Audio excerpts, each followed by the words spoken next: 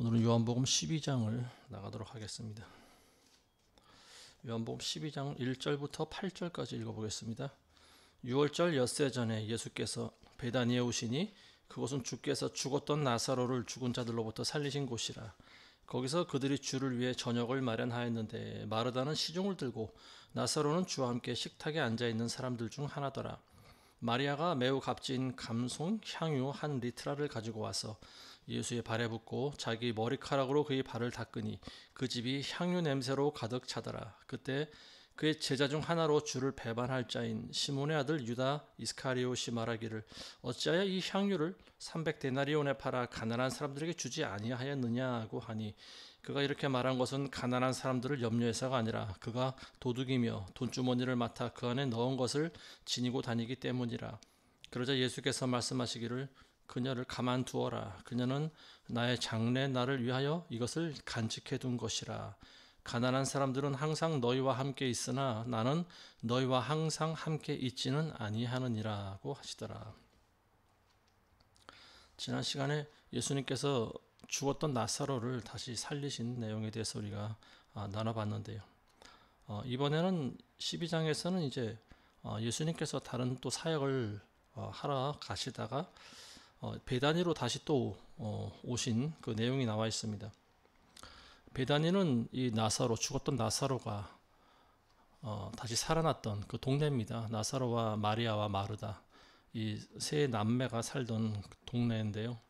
예수님께서는 그 베다니라고 하는 그 마을에 자주 가셔서 그 남매들과 같이 교제를 나누셨다. 이제 우리가 잘 알고 있는 내용입니다. 베다니에 가니까 이제 그 나사로의 집에 들어갑니다. 예수님과 그 제자들이. 그러니까 그 마르다는 평소와 같이 시중 드는데 굉장히 분주하죠. 그리고 오빠였던 죽었던 살아났던 그 나사로는 예수님의 제자들과 함께 자리에 앉아 있습니다. 이제 남자들은 앉아서 먹고 마시고 여자들은 이제 음식을 마련하고 또 시중 드는 그 모습입니다.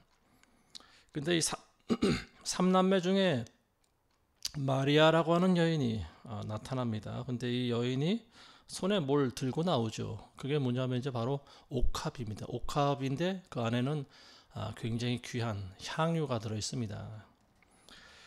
그 감송 향유라고 나와 있는데 이 감송 향유라고 하는 것은 중동 지역에서 나는 그 나무의 이제 뿌리에서 나오는 아주 굉장한 그 향기가 나는 그 물질로 만들어진 그런 그 뭡니까? 향수라고도 볼 수가 있는 거죠.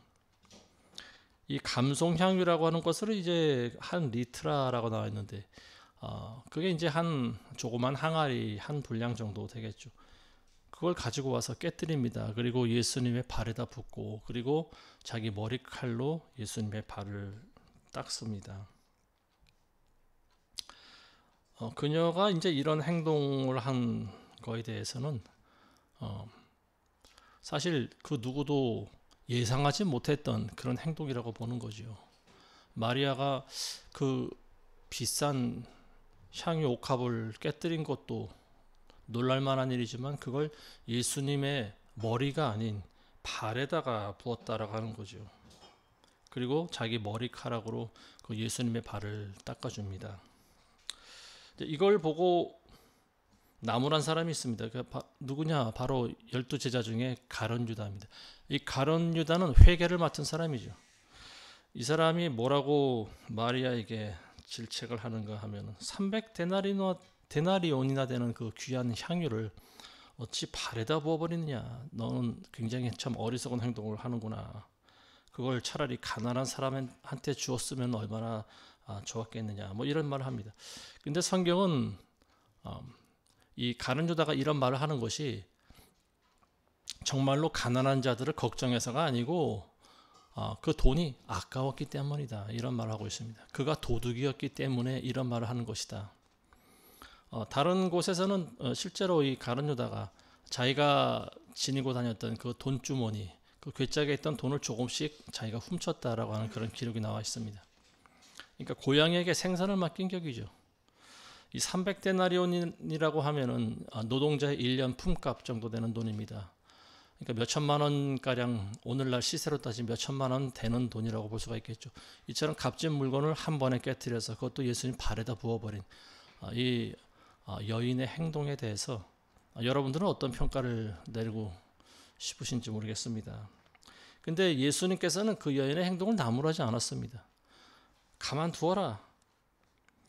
가난한 사람들은 항상 너희와 함께 있으나 나는 항상 너희와 함께 있지는 않으니라. 이 마리아가 한 행동에 대해서 그녀가 한 행동은 내가 죽을 것을 알고 미리 내 장례 준비를 하는 것이다. 이런 이야기를 합니다. 실제로 마리아가 예수님께서 십자가에 달려 돌아가실 것이라는 것을 알았는지 몰랐는지 거기에 대해서는 정확하지가 않습니다. 그렇지만 어쨌든 마리아가 한 이 행동에 대해서 예수님께서는 본인의 장례 준비와 연결을 시켜 주십니다. 비록 300데나리온이라고 하는 귀한 물질이지만 이 물건이지만 이걸 팔아서 가난한 자들에게도 줄 수도 있었지만 그녀가 한 행동은 칭찬받을 만한 행동이다. 이런 말입니다. 왜 이런 말을 하셨을까요? 사실 뭐 예수님이 사치하시는 분은 아니지 않습니까? 예수님께서는 가장 고귀하신 분이지만 또 가장 가난하게도 사신 분입니다. 300데나리온이라고 하는 돈이 얼마나 값진 돈인지 모를 리가 없습니다. 근데 그걸 자신의 발에다 부어버린 여인의 행동에 대해서 나무라지 않습니다.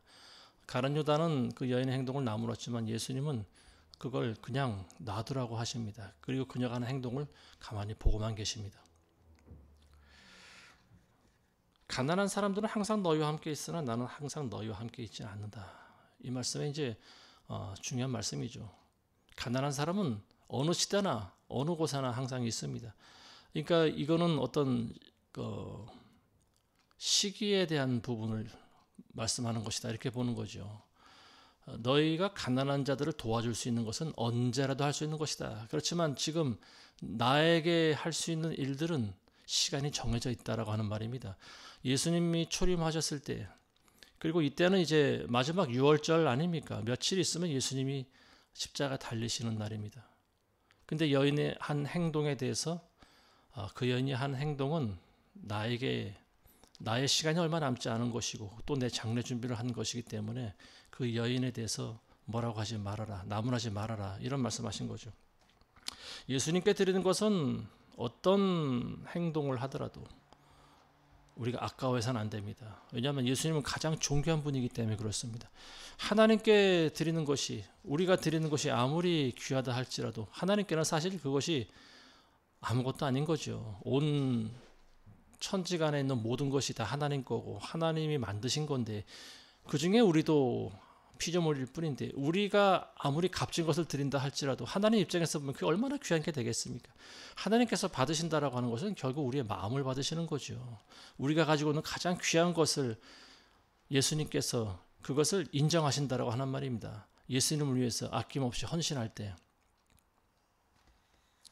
그렇지만 이 가룟 유다 같은 교인들은 항상 그걸 비교하고 분석하고 평가하기를 좋아하는 거죠. 아무리 예수님이라 할지라도 가난한 자들을 먼저 도와줘야지 왜 예수님한테 귀한 그 향유를 붓느냐.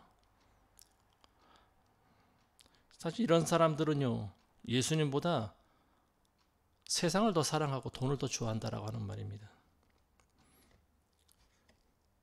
자, 다음 9절 보겠습니다. 9절과 11절까지 보겠습니다. 그때 유대인의 큰 무리가 주께서 그곳에 계신 것을 알고 왔으니 이는 예수뿐만 아니라 그가 죽은 자들로부터 살리신 나사로도 보려 함이라. 그러나 서림 제사장들은 나사로도 죽이려고 모여하였으니 이는 그 사람으로 인하여 많은 유대인들이 가서 예수를 믿었기 때문이라. 예수님이 이제 베다니 동네에 오셨다는 그 소식이 전해집니다. 그러니까 많은 사람들이 달려옵니다. 그리고 예수님을 만나보고 또 나사로도 보기 위해서 많은 사람들이 베다니로 달려옵니다. 많은 유대인들은 그 유대인의 무리들은 대부분 어떤 선한 마음을 가지고 왔을 것이라고 보여집니다. 그렇지만 그 중에 일부 사악한 또 마음을 가지고 있는 사람들도 있죠. 그게 바로 선임 제사장이라고 하는 사람들이에요. 이 선임 제사장들은 일반 제사장들이 있고요. 선임 제사장인데 선임 제사장들은 제사장들의 우두머리급이다 이렇게 보면 될 것 같습니다. 제사장 직분을 오래 했던 사람이고요. 오늘날 교회 직분으로 치면은 일반 목사들 위에 군림하는 담임 목사들이다 이 정도로 생각하면 될 것 같습니다. 그런데 이러한 사람들이 예수님도 죽이고 나사로도 죽이려고 모의를 했다라고 하는 사실, 굉장히 끔찍할 만한 내용이죠. 우리가 여기서 알 수 있는 사실이 있습니다. 그게 뭐냐면 우리가 같이 하나님을 믿는다고 하면서도 어떤 무리들은 하나님을 진정으로 경배하는 사람들이 있는가 하면 또 어떤 무리들은 하나님을 오히려 대적하는 무리들이 있다라고 하는 말이죠.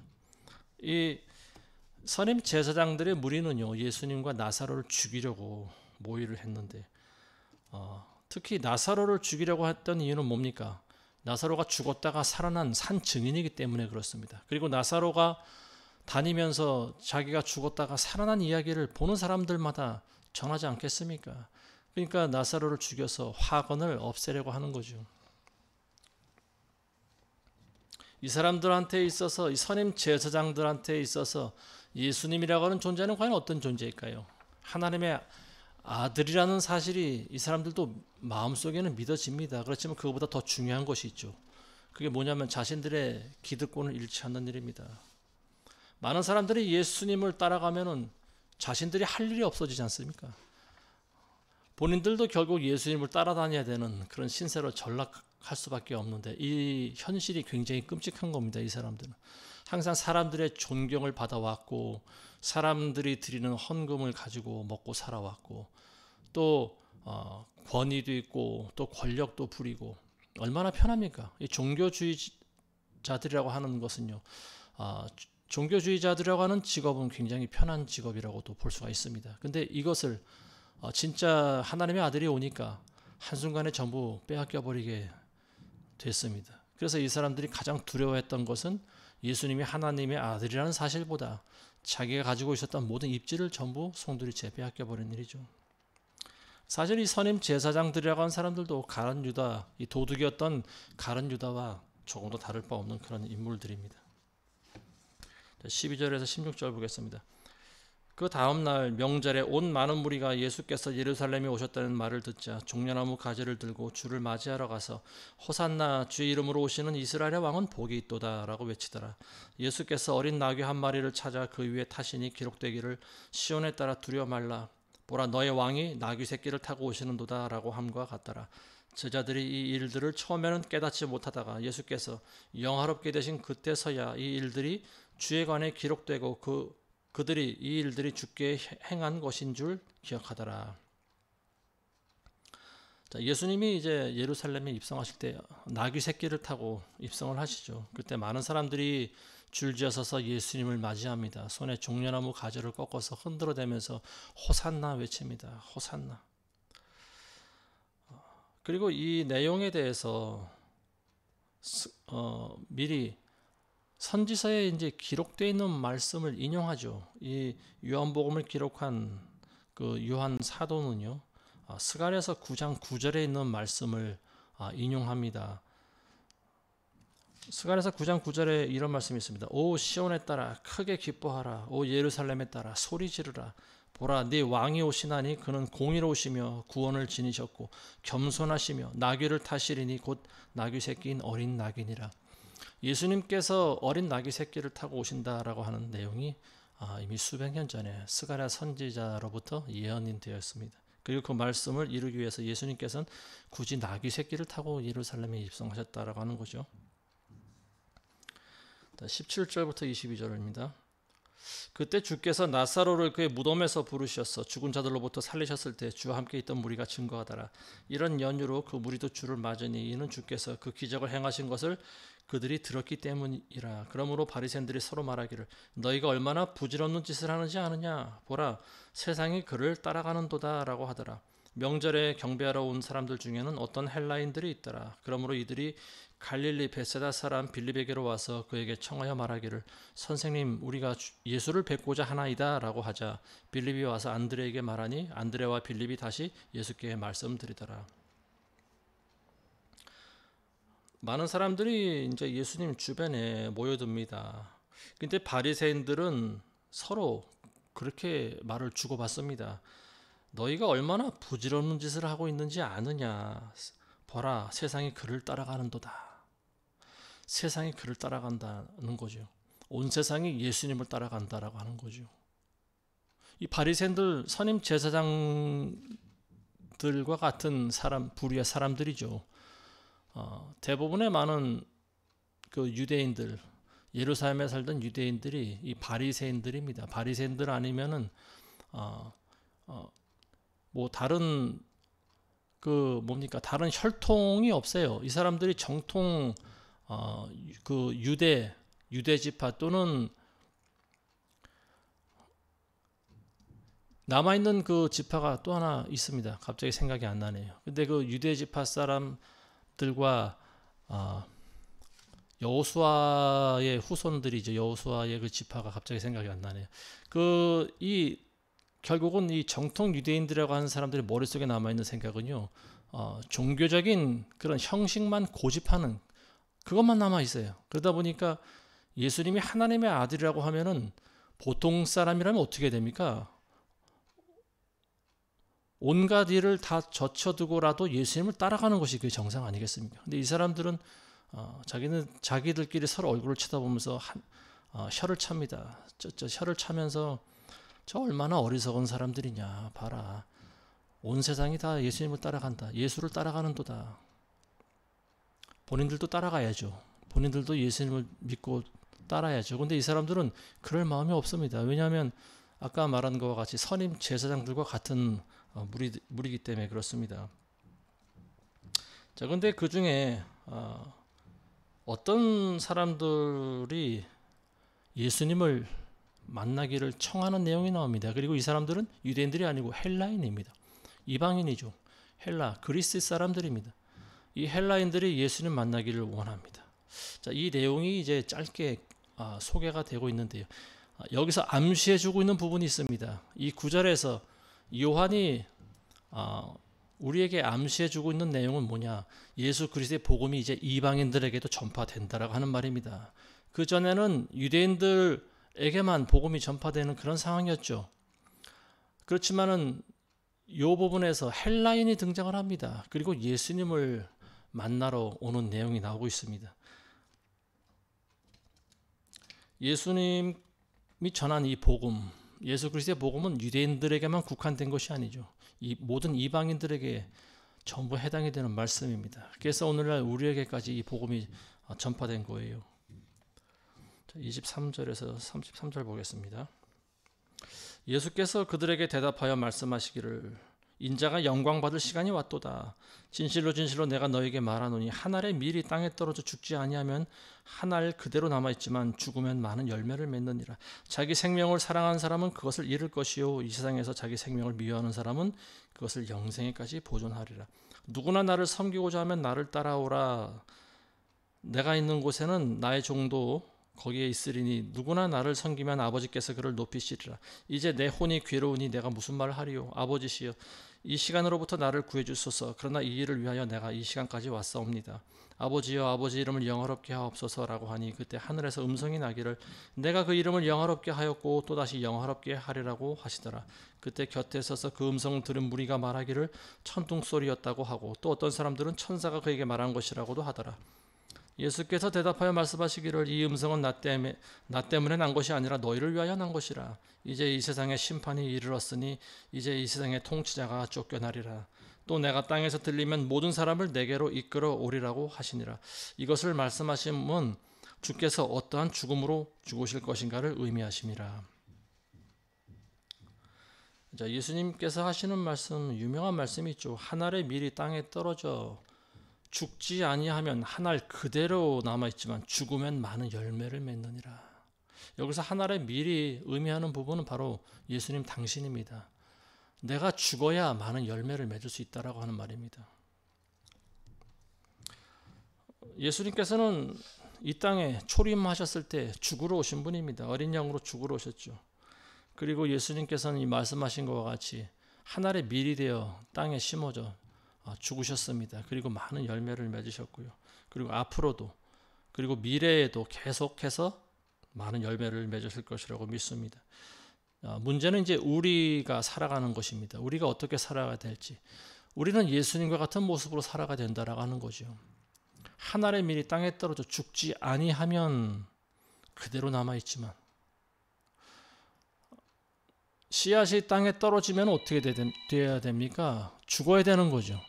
땅에 떨어져서 썩어져야지 그것이 결국은 열매를 맺게 된다라고 하는 말입니다. 그렇지만 죽지 않으면 싹이 나오지도 않고요, 열매를 맺을 수가 없는 거예요. 그래서 우리도 예수님을 본받아서 죽어야 된다라고 하는 말입니다. 죽는다라고 하는 것은 우리의 자아를 죽여야 된다라고 하는 거죠. 그리스도의 사람들은 정과 욕심을 십자가에 못 박아야 하느니라. 그리고 또 사도 바울이 갈라디아서 2장 20절에도 그런 말합니다. 내가 그리스도와 함께 십자가에 못 박혔나니 그런즉 이제는 내가 산 것이 아니요 내 안에 그리스도께서 사신 것이다. 그리고 내가 살아가는 것은 나를 위해 사는 것이 아니고 나를 위해 돌아가신 하나님의 아들을 믿는 믿음 안에서 살아가는 것이다. 이런 고백을 합니다. 그리스도인들의 삶이라고 하는 것은 죽어지는 삶을 살아야 됩니다. 십자가에 못이 박히는 삶을 살아가야 되는 거예요. 그런데 많은 성도들이 땅에 떨어졌는데, 하늘의 씨앗이 땅에 뿌려졌는데 죽질 않습니다. 죽지 않으면 어떻게 돼요? 아무것도 아닌 거예요. 그대로 있는 겁니다. 사람들이 교회는 나와요. 근데 죽지를 않아요. 그대로 있는 거예요. 예배는 드려요. 근데 달라지지가 않아요. 그대로 있는 겁니다. 단지 겉모습만 조금 달라졌을 뿐이에요. 본질은 달라지지 않은 거예요. 그래서 예수님은 우리가 죽어져야 된다는 사실을 이야기하고 있습니다. 그래서 우리가 거듭 태어나야지 우리가 천국에 들어간다고 말하고 있지 않습니까? 예수님께서는. 우리가 한번 죽어져야 되는 거예요. 거듭 태어나기 위해서는 우리가 한번 죽어야 됩니다. 그래야 우리는 다시 태어나는 거예요. 25절입니다. 자기 생명을 사랑하는 사람은 그것을 잃을 것이요 이 세상에서 자기 생명을 미워하는 사람은 그것을 영생에까지 보존하리라. 자기 생명을 사랑하고 자기 생명을 미워한다라고 하는 것은 무슨 말일까요? 예수님보다 자기 생명을 사랑하는 사람은 그것을 잃는다고 나와 있습니다. 그리고 자기 생명을 미워하는 사람, 예수님을 위해서 내 생명을 버릴 줄 아는 사람, 이런 사람은 영생에 들어간다라고 하는 말입니다. 우리 생명이 가장 소중하죠. 그렇지만 우리 생명보다 더 소중한 존재가 바로 예수님이십니다. 예수님보다 더 귀한 것은 아무것도 없습니다. 27절에서 29절 보겠습니다. 예수님께서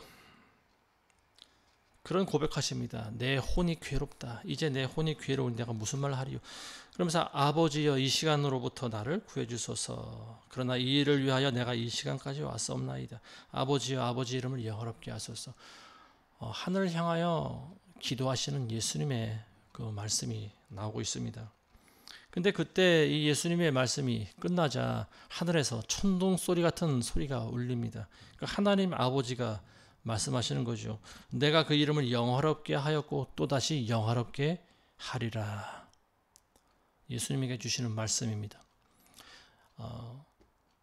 신약에 들어와서요, 하늘에서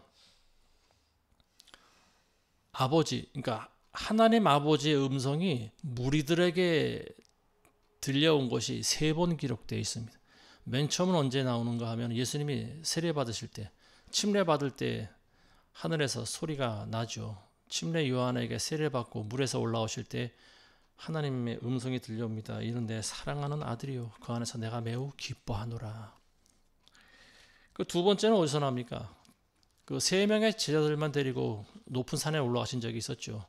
우리가 변화산이라고 알고 있는, 거기서 이제 예수님이 모습이 변형이 되지 않습니까? 그 베드로와 야고보와 요한 이 3 제자들이 그걸 목격합니다. 예수님이 갑자기 본체를 드러내십니다. 그때 이 제자들은 놀라서 기절하죠. 땅에 쓰러져 횡설수설하고 있는데요. 그때 하늘에서 음성이 들립니다. 이는 내 사랑하는 아들이요 그 안에서 내가 매우 기뻐하노니 너희는 그의 말을 들으라. 이 제자들에게 하시는 하나님의 음성이죠. 너희는 그의 말을 들으라. 예수님의 말씀을 들으라는 말입니다. 그리고 마지막으로 3번째가 바로 여기 28절에 나오는 말입니다. 내가 그 이름을 영화롭게 하리니 또다시 영화롭게 하리라. 자, 31절에 보시면 이제 이 세상에 심판이 이르렀으니 이 세상의 통치자가 쫓겨나리라. 이 세상에 심판이 이르렀다라고 하는 말입니다. 지금 이 말씀을 우리는 현재 시제로 받아들여야 됩니다. 2000년 전에 심판이 이르렀다고 하는데 예수님 아직 안 오셨지 않습니까? 이제 우리는 이렇게 반문할 수 있어요. 근데 우리는 지금 이 현재 시제로 우리를 받아들여야 됩니다. 이 세상의 심판이 이미 이르렀다라고 하는 거죠.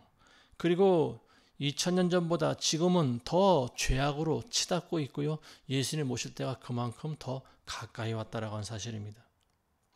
예수님 오시면 가장 먼저 하시는 일이 있죠. 그게 뭐냐? 마귀를 결박하는 일입니다. 마귀는 이 세상을 다스렸던 통치자였죠. 권세자였습니다. 절대 권력자였습니다. 그렇지만 눈에 보이진 않죠. 우리가 성경을 통해서 봐왔던 많은 시대적인 그런 많은 권력자들, 뭐 느부갓네살이라든지 뭐 다리오 왕이라든지 뭐 이런 사람들이 가장 최고 높은 통치자인 줄 알았지만 사실은 그들 배후에서 역사는 마귀, 사탄 마귀가 진정한 악의 화신인 거죠. 모든 권세자들의 배후에는 이 사탄 마귀가 역사를 하고 있습니다. 근데 예수님께서 하시는 말씀은 이제 그 세상 통치자가 쫓겨나리라 이런 말씀하십니다. 예수님이 오실 때까지만 이 사탄 마귀는 이 세상을 지금 다스릴 수 있는 권세를 유지하고 있는 거죠. 그렇지만 예수님이 재림하시면 어떻게 됩니까? 마귀는 쫓겨나야 되는 거예요.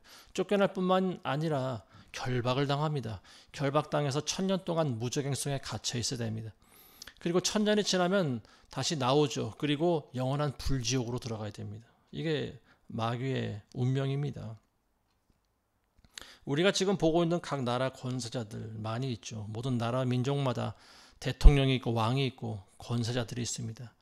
그렇지만 그 권세자들이 한평생 다스리는 건 아니에요. 물론 죽을 때까지 다스릴 수도 있습니다. 그렇지만 영원히 지속되지는 않습니다. 32절 보겠습니다. 또 내가 땅에서 들리면 모든 사람을 내게로 이끌어오리라. 땅에서 들린다라고 하는 말은 십자가에 매달린다라고 하는 말입니다. 그리고 내가 십자가에 매달려야 모든 사람을 내게로 이끌어 올 수 있다라고 하는 말입니다.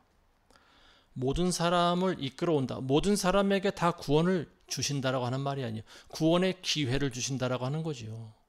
실제로 예수님을 믿기만 하면 모든 사람들이 다 구원받는 것 같이 보여지는 그런 경향이 좀 있습니다. 그렇지만 그 순간 믿고 또 얼마나 많은 세월 동안 또 자신만을 위해서 정욕적인 삶을 살아갈까요?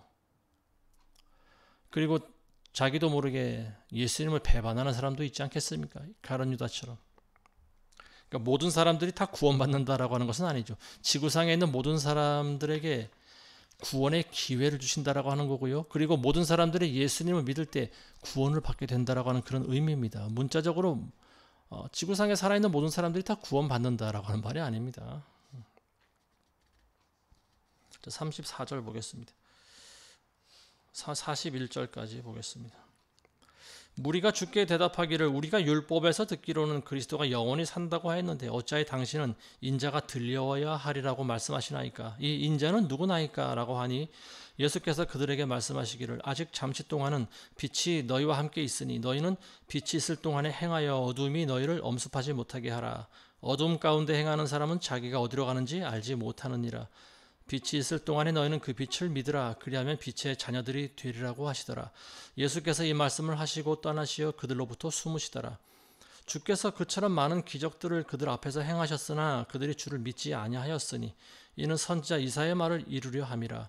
그가 말하기를 주여 우리가 전한 것을 누가 믿었으며 주의 팔을 누구에게 나타내 보이셨나이까 함이라. 그러므로 그들이 믿을 수 없었던 것은 이 때문이니 곧 이사야가 다시 말하기를 그가 그들의 눈을 멀게 하시고 그들의 마음을 완악하게 하셨나니 이는 그들이 눈으로 보지도 못하고 마음으로 깨닫지도 못하며 회심하지도 못하게 되어 나로 그들을 치유하지 못하게 하려 함이라 하였음이라. 이사야가 이 일을 말하면 그가 주의 영광을 보고 주에 관하여 말한 것이라. 37절에 보시면 주께서 많은 기적을 사람들 앞에서 보이셨는데도 불구하고 그들이 주를 믿지 아니하였다, 이런 말하고 있습니다.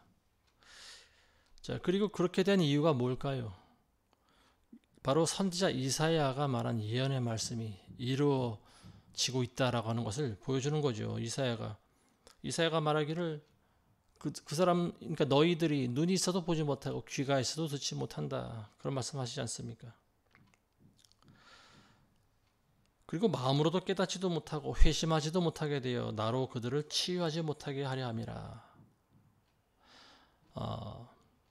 눈이 있는데 보지 못하고 뭘 못 본다는 걸까요? 실상을 보지 못한다라고 하는 거죠. 눈이 있어도 보지 못한다라고 하는 것은 영적인 세상을 보지 못한다는 말이고요, 깨닫지 못한다는 말입니다. 사실은 그럴 바에야 눈이 없는 편이 어쩌면 더 나을지도 모릅니다. 왜냐하면 이 사람은 눈에 보이는 대로 살아가는 것이 아니고 하나님의 말씀을 들을 수라도 있기 때문에 그렇습니다. 근데 귀가 있어도 듣지 못한다고 나와 있습니다. 이거는 정말 큰 문제죠.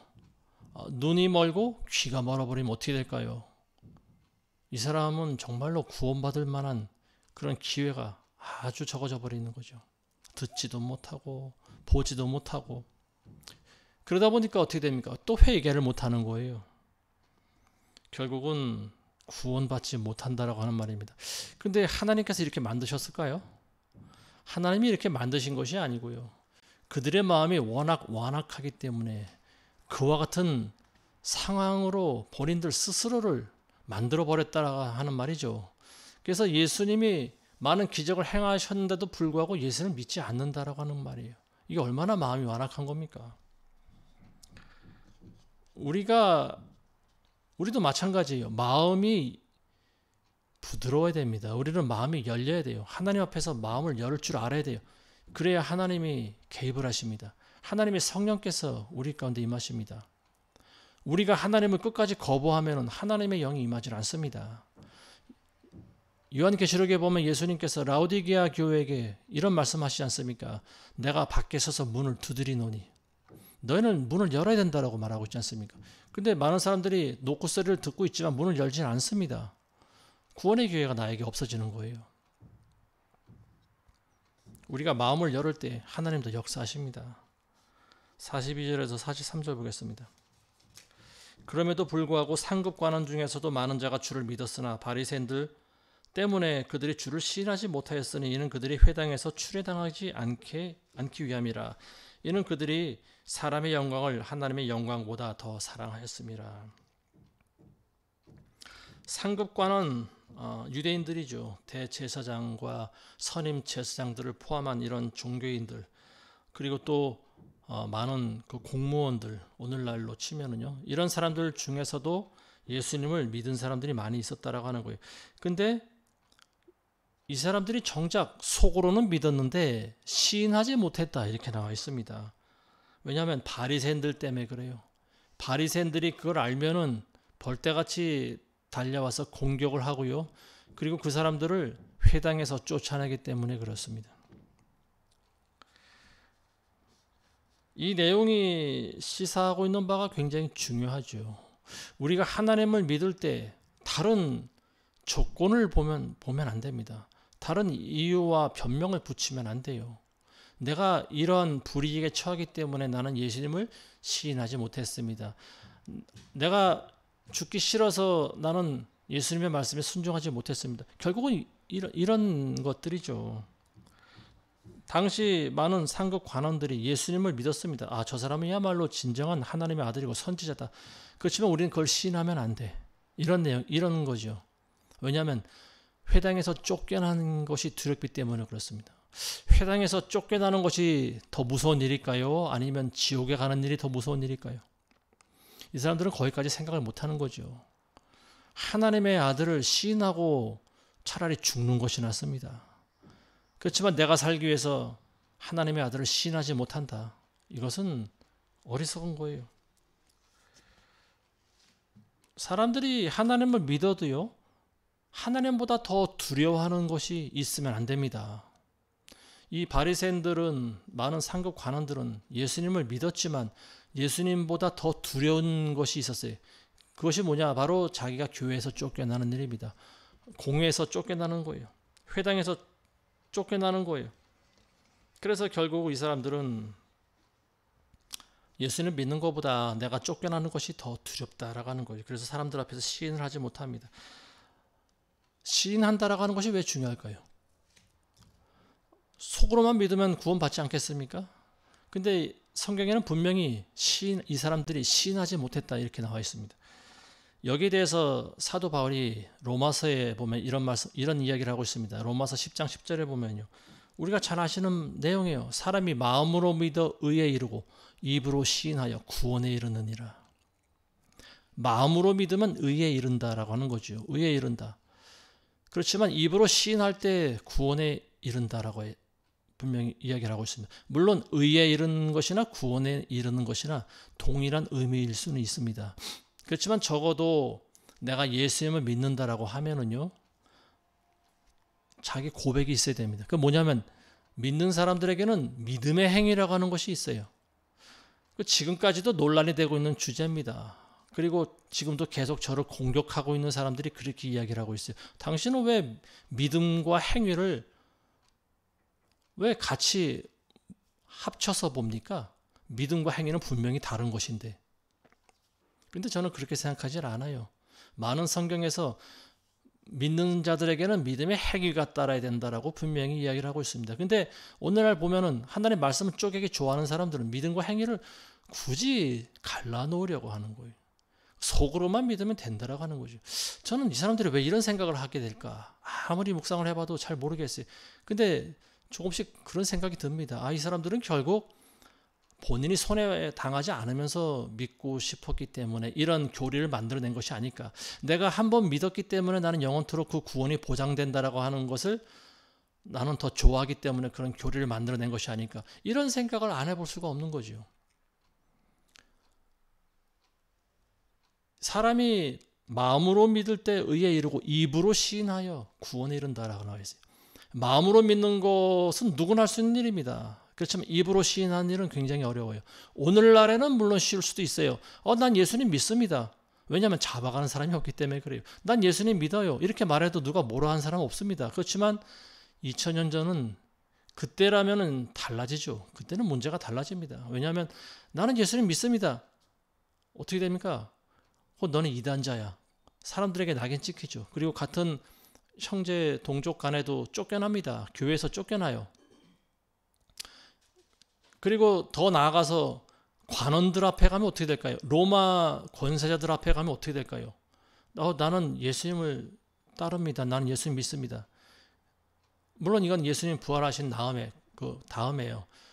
어떤 예루살렘에 박해가 가질 그때입니다. 나는 예수님을 믿습니다. 나는 크리스찬입니다. 이 고백을 하는 순간 어떻게 돼요? 이 사람은 십자가에 못이 박혀야 되는 거예요. 죽는 게 두려워서 나는 예수님 안 믿습니다. 예수님을 시인하지 못하는 거죠. 물론 베드로도 그랬어요. 나는 예수님을 안 믿습니다. 그렇지만 나중에 어떻게 됩니까? 결국은 십자가에 못이 박히지 않습니까? 우리의 마지막 행동이 어떠냐가 중요한 거예요. 물론 중간에 예수님 부인할 수도 있다고 봅니다. 살고 싶어서. 그렇지만 우리는 절대로 그렇게 해서는 안 됩니다. 그렇게 해도 된다라고 이야기하면 안 되는 거예요. 그렇게 해서는 안 되는 거죠. 내가 마음으로 믿었으면 입으로도 시인할 줄 알아야 되는 거예요. 그리고 내가 설령 그러한 절대 권사자 앞에서라도 나는 예수님을 믿습니다. 그리고 죽는 거예요. 이게 진짜 그리스도인입니다. 살기 위해서 그 순간만 모면하기 위해서 난 예수님 안 믿어요. 나는 당신의 말을 더 순종하겠습니다. 이건 가짜인 거죠. 그 순간 죽더라도 이 사람은 입으로 시인할 줄 알아야 되는 거예요. 자, 이제 이 바리새인들이 입으로 시인하지 못했다라고 하는 말이 이제 좀 이해가 되십니까? 입으로 예수는 믿는다고 시인하는 순간 이 사람들은 모든 것을 다 빼앗기게 돼 있어요. 공회에서도 축출당하고요. 쫓겨나고요. 회당에서도 쫓겨나고요. 가족들에게도 왕따를 당할 수가 있습니다. 그리고 더 나아가서는 십자가에 내가 매달려 죽을 수도 있어요. 그렇지만 나는 예수님 믿습니다. 이 사실은 변함이 없습니다. 이렇게 이야기를 해야 진짜 그리스도인인 거예요. 이제 앞으로 그런 시대가 점점 가까이 온다고 봅니다. 영국에서는 거리에서 전도하는 것이 이미 불법이 되어버렸습니다. 전도를 못해요. 전도하면 경찰관들이 와서 끌고 갑니다. 우리나라도 그렇게 될 가능성이 굉장히 높아졌죠. 왜냐하면 지금 민주당 의원들이 차별금지 법안을 발의했기 때문에 그렇습니다. 통과되는 것은 시간 문제라고 보여져요. 이게 통과되면 이제 많은 크리스찬들이 여기저기서 고발을 당하겠죠.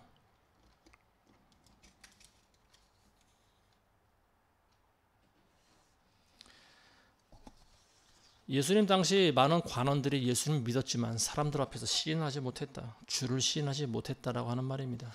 이건 결국 믿음이 없다라고 하는 말입니다. 오늘날 우리는 종종 그런 이와 비슷한 경우를 봅니다. 많은 주의 종들과 성도들이 교단에서 쫓겨나는 것을 두려워하는 것을 종종 보게 되는데요. 교단이 잘못하고 있는 부분들, 진실을 가리고 은폐하고 있는 부분들, 그리고 더 나아가서 배교하고 있는 부분들, 많은 사람들이 입을 닫고 있습니다. 이거는 문제가 안 돼. 교단, 저 제일 높은 교단 우두머리들이 결정한 일이고 우리는 그저 따르기만 하면 돼. 근데 아무리 생각해도 이거는 좀 아닌 것 같아. 그럼 뭔가 말을 하고 행동을 해야 되는데 말을 안 합니다. 왜냐하면 말을 하는 순간 교단에서 쫓겨나기 때문에 그렇습니다. 작은 교회 목사가 교단에 대고 이런 말을 하면은 그 사람들이 좋아할까요? 좋아하지 않습니다. 절대 좋아하지 않습니다. WCC는 이미 우리나라에 있는 모든 거대 교단들이 전부 합의한 내용이고, 그리고 우리는 세계적으로 선교를 해야 되는 상황이고, 네가 뭔데, 네가 뭐길래 WCC에 가입한 거 가지고 이래라 저래라 하냐. 싫으면 네가 교단에서 나가면 될 거 아니냐. 이런 식이죠. 우리가 정말로 하나님을 두려워한다면요, 하나님보다 더 두려워하는 것이 있으면 안 됩니다. 설령 내가 교회나 교단에서 쫓겨나는 일이 있다 할지라도 우리는 하나님을 위해서는 목숨 걸 줄 알아야 돼요. 때로는. 왜냐하면 그게 진리고 그게 진실이고 정이다라고 판단이 되면은 우리는 그런 일들을 외쳐야 됩니다. 말할 수 있는 용기가 있어야 돼요. 근데 교단의 지시에 그냥 계속 복종만 하고 그 안에서 살아남기 위해서 몸부림치는 거, 이게 얼마나 비참합니까? 얼마나 가련한 그리스도인들입니까? 그래서 오늘날 교회가 빛이 되지 못하는 거예요. 오늘날 교회가 세상의 소금이 되지 못하는 거예요. 세상을 변화시킬 힘이 없는 겁니다. 왜냐하면 진리를 가려버렸기 때문에 그렇습니다. 말을 하지 않아요. 입을 닫아두고 있어요. 왜냐하면 자기가 불이익당할 것이 두렵기 때문에 그렇습니다. 수천 년 전이나 지금이나 이 사실은 조금도 변함이 없습니다. 하나님보다 더 두려워하는 그 무엇이라도 여러분들 과감히 버리시기 바랍니다. 하나님을 여러분들이 가장 두려워하신다라고 하면요, 하나님보다 더 두려운 것이 없어집니다. 여러분들 하나님을 가장 두려워하셔야 됩니다. 그러면 다른 것들은 별로 두렵지가 않아져요. 근데 여러분들이 하나님을 두려워하지 않기 때문에 다른 것들이 하나님보다 더 여러분들을 두렵게 만드는 겁니다. 루터는 어느 날 그러한 빛을 봤습니다. 말씀을 읽다가 계시적인 그런 말씀이 갑자기 임합니다. 그러면서 내가 지금 뭘 하고 있는 거지? 루터는 지금 가톨릭 신부가 되기 위해서 공부하고 있는 중 아닙니까? 지금 고행하고 있는 중 아닙니까? 근데 말씀을 읽다가 갑자기 빛이 임하는 거예요. 그러면서 불현듯 깨닫습니다. 아, 내가 그동안 잘못 살아왔구나. 그리고 우리가 믿는 하나님이야말로, 예수 그리스도야말로 진정으로 우리가 두려워할 존재구나. 왜냐하면 그분은 우리를 지옥에 넣을 수 있는 권세가 있는 분 아닙니까? 근데 그 시대에 종교를 좌지우지하고 권력을 주무르고 있던 교황은 우리의 목숨을 빼앗는 것밖에 못합니다. 그렇지만 예수님은 그보다 더 큰 권세를 지닌 분 아닙니까? 내가 과연 무엇을 더 두려워해야 할 것인가? 답이 분명하게 나오지 않습니까? 그래서 루터가 결심합니다. 그리고 그동안 이 중세기의 교회들이 보여줬던 잘못된 부분들 일목요연하게 다 적습니다. 그게 95가지나 돼요. 거의 100가지나 되는 이 반박문을 쭉 적어서 비텐베르크 교회 문 앞에다 갖다 붙입니다. 루터는 그 이후의 삶이 어떻게 됐을까요? 자기가 가지고 있는 것을 다 빼앗겼겠죠. 교회에서 쫓겨났을 뿐만이 아니고 또 이단자라고 하는 낙인이 찍혀서 계속해서 자기를 죽이려고 하는 사람들로부터 도망 다녀야 되는 그런 신세가 되어버립니다. 그리스도인의 삶이라고 하는 것이 바로 이래요. 하나님을 가장 두려운 존재로 알게 될 때 이 세상이 두려워지지 않습니다. 그러면은 그동안 가장 두려운 존재로 살아왔던 그런 권위자들이 있겠죠. 권세자들. 이런 사람들은 나를 죽이려고 하는 거예요. 이게 바로 그리스도인과 세상과의 관계입니다. 자, 44절. 마지막으로 44절과 마지막 50절까지 보겠습니다. 그러나 예수께서 외쳐 말씀하시기를 나를 믿는 사람은 나를 믿는 것이 아니라 나를 보내신 분을 믿는 것이라. 또 나를 보는 사람은 나를 보내신 분을 보는 것이라. 나는 빛으로 세상에 왔나니 누구든지 나를 믿는 사람은 어둠에 거하지 않게 하려 함이라. 만일 누가 내 말을 듣고 믿지 아니한다 하여도 나는 그를 심판하지 아니하노니 이는 내가 세상을 심판하러 온 것이 아니고 세상을 구원하러 왔기 때문이라. 나를 거절하고 내 말을 받아들이지 아니하는 자는 그를 심판할 리가 있으니 곧 내가 말한 그 말이 그를 마지막 날에 심판하리라. 이는 내가 스스로 말한 것이 아니고 나를 보내신 아버지께서 내가 말할 것과 이룰 것을 명하셨음이니 나는 그분의 계명이 영생임을 아노라. 그러므로 내가 말하는 것은 무엇이나 아버지께서 나에게 말씀하신 것을 그대로 이루는 것이라고 하시더라. 49절에 보시면은 나를 거절하고 내 말들을 받아들이지 48절이네요. 나를 거절하고 내 말을 받아들이지 않는 자는 그를 심판할 이가 있다. 그리고 그가 누구냐? 곧 내가 말한 그 말이 그를 마지막 날에 심판하리라. 여기서 말을 의인화하고 있죠. 그 말이 그를 심판한다고 나와 있습니다. 예수님은 말씀이십니다. 이 말씀은 곧 내가 심판한다라고 하는 말과 동일한 말씀이죠. 예수님은 요한복음 서두에서 빛으로 오신 분이고요. 그리고 하나님의 말씀이 되시는 분입니다. 로고스예요. 하나님 말씀이에요. 예수님의 입에서 나오는 모든 말씀이 하나님께서 우리에게 주시는 말씀입니다. 예수님께서는 한 번도 자의로 말씀하신 적이 없다고 말씀하셨죠. 예수님이 하시는 모든 말씀은 아버지께로부터 받아서 그걸 우리에게 말씀하고 계시는 것이다. 그래서 우리는 예수님의 입에서 나온 모든 말씀들, 기록되어 있는 성경의 모든 그분의 말씀을 단어 하나하나 유념해서 우리는 읽어야 되고요. 그분의 모든 말씀에 순종할 줄 알아야 됩니다. 왜냐하면 우리가 하나님의 말씀을 임의대로 해석을 하거나 쪼개거나 없애거나 나중에 큰 돌이킬 수 없는 실수를 할 수가 있어요. 내가 말한 그 말이 마지막 날에 그를 심판하리라. 하나님 말씀대로 살지 않는 사람에게는 그 말씀이 법전이 되어서 적용된다라고 하는 말입니다. 내가 분명히 너에게 이렇게 말하지 아니하였느냐? 그리고 내 종들이 그걸 성경에 기록하지 아니하였느냐? 근데도 너는 내 말을 지키지 아니하였다. 그렇기 때문에 너는 유죄다. 이런 해석을 할 수 있는 거죠. 그 말씀이 심판한다. 오늘날 많은 범죄자들을 심판하는 건 뭡니까? 바로 법이에요. 말씀입니다.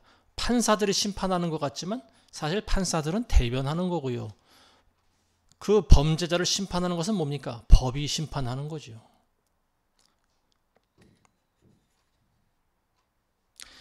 우리가 영생을 얻으려면 그분의 계명을 지켜야 된다라고 나와 있는데요. 나는 그분의 계명이 영생임을 아노라. 예수님이 하신 말씀입니다. 하나님께서 우리에게 주신 계명이 영생임을 안다라고 하는 거예요. 거기서 하나님이 주신 계명은 10계명이죠. 율법이죠. 근데 많은 사람들이 그 율법을 지키지 못하지 않습니까? 그래서 예수님이 주신 계명, 우리가 보다 손쉽게 이해하기 쉽게, 그리고 그 율법의 본질을 우리에게 예수님께서 알려주셨는데 그게 뭐냐? 한마디로 사랑이라고 하는 거죠. 그래서 하나님은 사랑이시다라고 하는 말입니다. 근데 우리가 아셔야 될 것이 있어요. 그게 뭐냐면은 하나님의 사랑이라고 하는 것은요, 진리의 사랑이라고 하는 거예요. 그냥 사랑이라고 우리는 말하지 않습니다.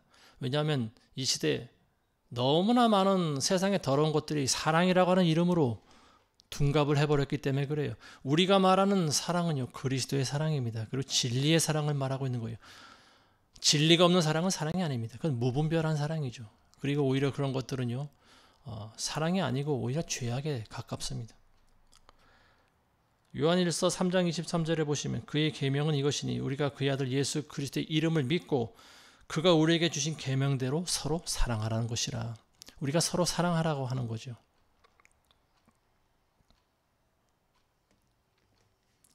진리가 없는 사랑은 사랑이 아니에요. 무분별한 사랑은 가짜 사랑입니다. 제가 필리핀에 가보니까요, 저는 깜짝 놀랐어요. 왜냐하면 동성애자들이 너무나 많이 거리를 활보하고 다니기 때문에 그렇습니다. 제가 봤을 때 분명히 남자 같은데 치마를 입고 화장을 하고 다닙니다. 근데 체격이라든지 얼굴 골격이 완전히 남자예요. 그래서 제가 현지인한테 물어봤습니다. 저 사람 남자입니까 여자입니까 했더니 어떤 사람은 여자라고 그러고 어떤 사람은 또 남자라고 그럽니다. 도무지 종잡을 수가 없어요. 근데 그를 잘 아는 지인이 그렇게 이야기해 줍니다. 저 사람은 남자예요. 근데 왜 저러고 다닙니까? 본인이 여자라고 생각한다는 거죠. 그 자기가 선택한 거예요. 자기가 여자가 좋아서 여자처럼 하고 다니기 때문에 저 사람은 여자라고 하는 거예요. 그리고 그 사람은 실제로 성전환 수술을 받았는지 그것까지는 잘 모르겠지만 어쨌든 지금 굉장히 이 필리핀이라고 하는 나라가 모든 동남아 국가들이 그런 것 같아요. 성 정체성이 점점 사라져가고 있습니다. 우리나라에서는 이게 굉장히 드문 일인데 지금 동남아에서는 성적으로 굉장히 지금 문란한 모습을 보이고 있어요. 필리핀 같은 나라는 캐톨릭 국가 아닙니까? 캐톨릭에서도 뭐 동성애라든지 이런 것들은 금하고 있는 거예요. 그렇지만 점점 그걸 허용하는 분위기라고 합니다. 그러다 보니까 많은 젊은 아이들이 성 정체성이 없어져 버렸어요.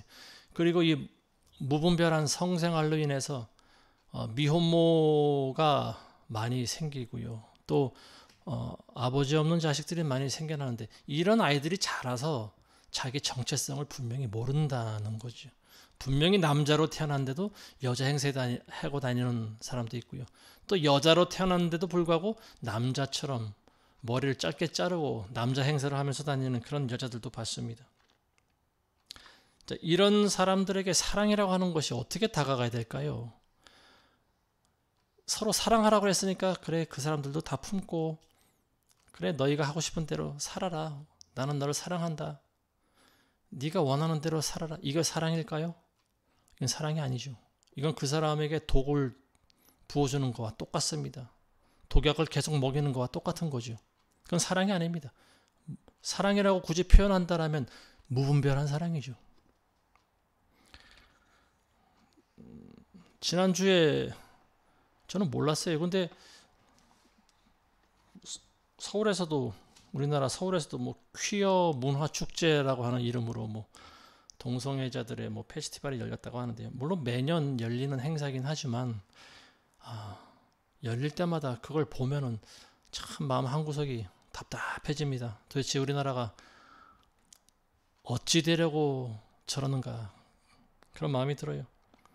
동성애자들이 뭐 자기가 선택하고 자기 취향대로 본인이 스스로 그렇게 사는 것은 뭐 상관없다고 봐요. 근데 문제는 뭡니까? 본인만 그렇게 살면 괜찮은데 그것이 다른 사람들에게 점점 영향을 미친다라고 하는 거죠.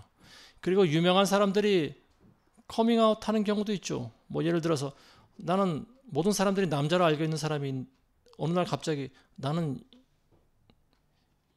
여자로 뭐 변신하겠다라든지 나는 여자로 살겠다라든지 뭐 이런 고백을 하면은 이 사람들이 한 말이 얼마나 큰 파장을 일으키겠습니까? 그러한 취향을 가지고 있는 사람들이 적지 않을 거라고 보여지고요. 이 성 정체성이 모호한 사람들 모두가 다 그 사람을 지지하고 그 사람처럼 살려고 하지 않겠습니까? 이게 뭐냐? 하나의 잘못된 죄악이 10개, 100개의 다른 죄악을 낳는다라고 하는 거죠. 근데 서울시에서 이걸 무분별하게 허용해주고 있다라고 하는 말이 많은 사람들이 그 축제에 참가합니다. 그리고 부스마다 가서 이 사람들이 무엇을 하고 있는지, 이 사람들이 어떤 무슨 물건을 파는지, 그리고 어떻게 살아가는지 뭐 이런 것들, 뭐 성적인 그런 도구들과 뭐 여러 가지 것들 관심을 가지고 지켜보고 있습니다. 근데 이런 것들을 왜 애초에 허용하냐라고 하는 거죠. 왜 그런 걸 허용할까요?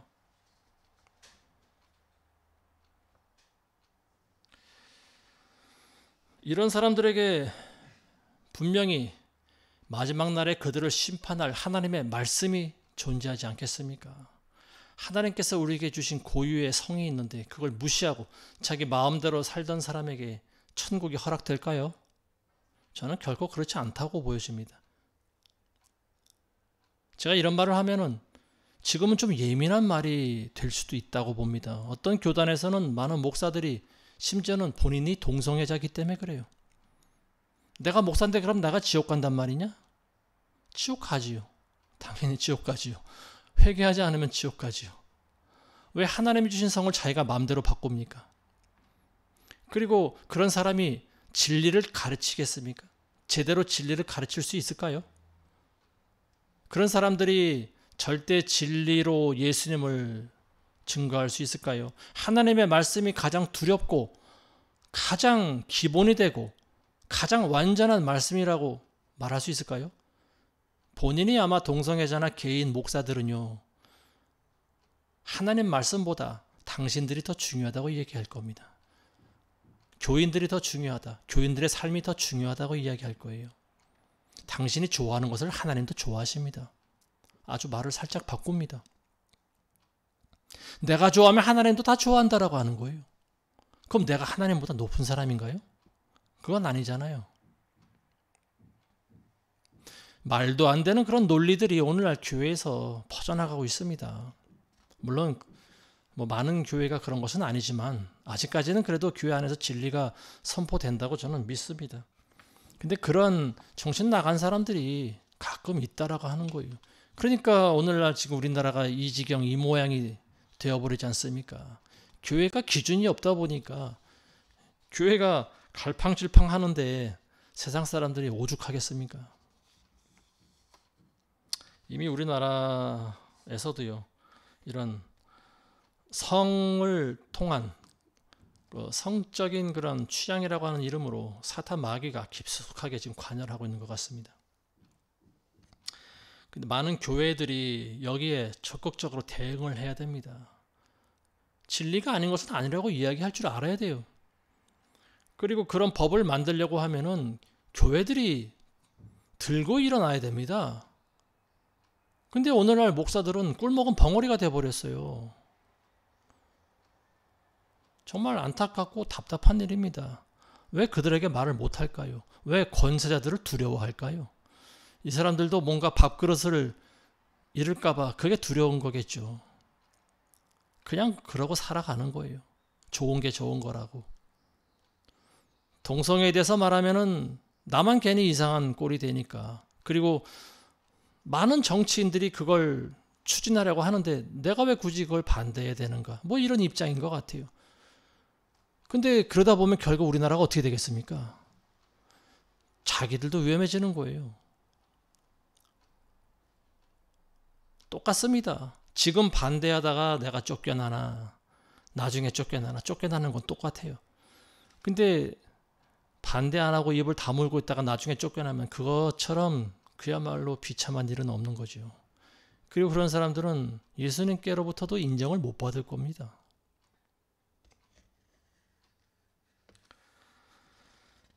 자, 오늘은 여기까지만 하겠습니다. 오늘 말씀의 요지는 그거죠. 이제 이 세상 통치자가 심판받을 때가 왔다라고 하는 말입니다. 통치자가 쫓겨나는 때, 예수님의 재림의 때죠. 그리고 많은 교인들에게 주시는 하나님의 말씀이 사람의 영광을 하나님의 영광보다 더 중요하게 여기서는 안 된다라고 하는 말입니다. 가장 두려워해야 할 존재는 바로 하나님이십니다. 예수 그리스도십니다. 아무쪼 이 말씀을 듣는 모든 분들은 죽기까지 오직 예수님만 두려워하시는 그런 분들이 되시길 주의 이름으로 축원합니다. 기도하겠습니다. 하나님 아버지, 오늘날 이 세상이 너무나 많이 타락하여서 많은 교회에서는 진리의 복음이 선포되지 않고 하나님의 말씀보다 사람들을 더 두려워하고 있나이다. 오늘날 교회는 더 이상 세상의 빛과 소금이 되지 못하고 권세자들의 협박에 굴복하여 그들의 종이 되어버렸나이다. 그래서 우리 이 나라는 지금 죄악의 길로 달려가고 있습니다.